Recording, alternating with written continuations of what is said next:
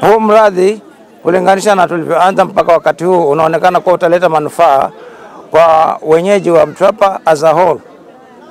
Na hivi leo tuko Mzambarauni kuonyesha mifano jinsi itakavyoanza na itakavyokuwa na maisha watakao kuishi vizuri.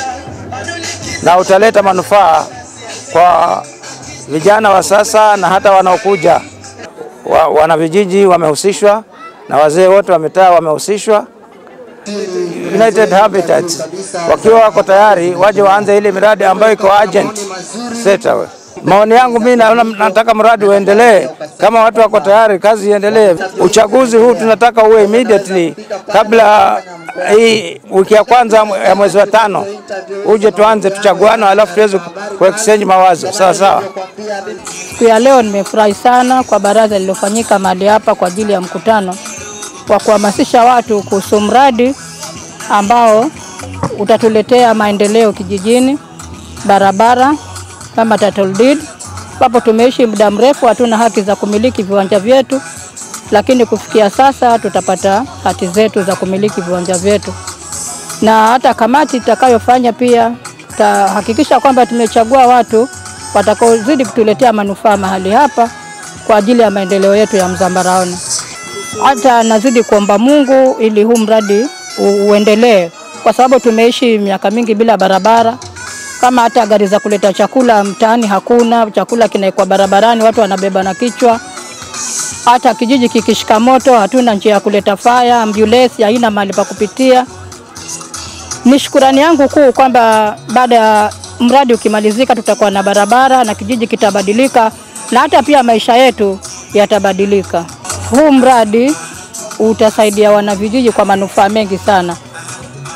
Kwanza jambo la kwanza kwa hizo title deed, kuna wengi walikuwa wana pesa na ile hamu ya kujenga hana kwa sababu amekosa kibali, lakini utakapopata kibali itakuwa ni rahisi kujenga nyumba zetu za kifahari, kwa sababu ile ni waweza kuchukulia loni na ukajenga. Kwa hiyo ni maendeleo tutakayoyapata hapa kijijini.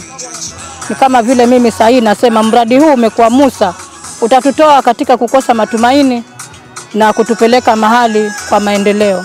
Huu mradi tumeanza nao, tukizungumza nao na kushughulika nao kama miaka 3 hivi, lakini ilikuwa hawajaja rasmi.